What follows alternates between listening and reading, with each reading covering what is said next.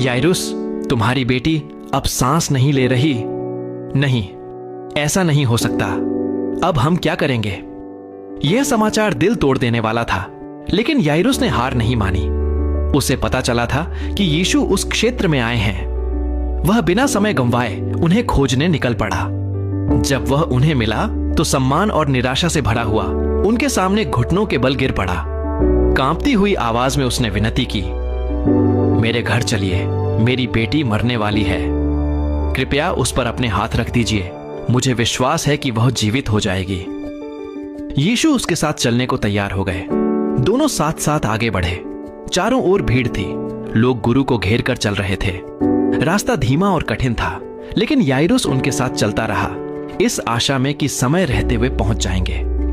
रास्ते में 12 वर्षों से बीमार एक स्त्री भीड़ के बीच से आगे बढ़ी और यीशु के वस्त्र को छू लिया। यीशु रुक गए। उन्होंने उससे बात की और घोषणा की कि वह चंगी हो चुकी है। इसमें समय लगा।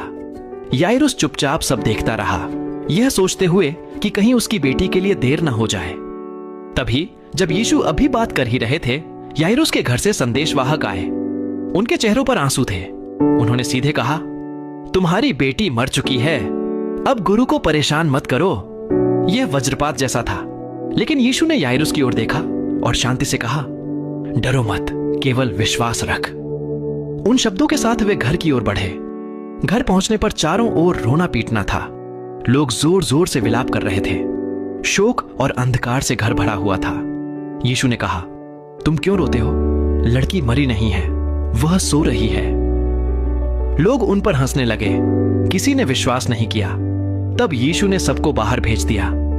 केवल लड़की के माता पिता और अपने 3 शिष्यों के साथ वे कमरे में गए। कमरे में गहरा सन्नाटा था। यीशु ने बिस्तर के पास जाकर लड़की का हाथ थामा और दिव्य अधिकार से कहा, तलीता कुमी, अर्थात लड़की, मैं तुझसे कहता हूं, उठ। उसी क्षण लड़की उठ खड़ी हुई। उसकी आंखें खुलीं और वह चलने लगी। वह 12 वर्ष की थी। उसके माता पिता स्तब्ध रह गए। जो उन्होंने देखा था उस पर विश्वास करना कठिन था। जहां पहले आंसू थे वहां अब आनंद भर गया।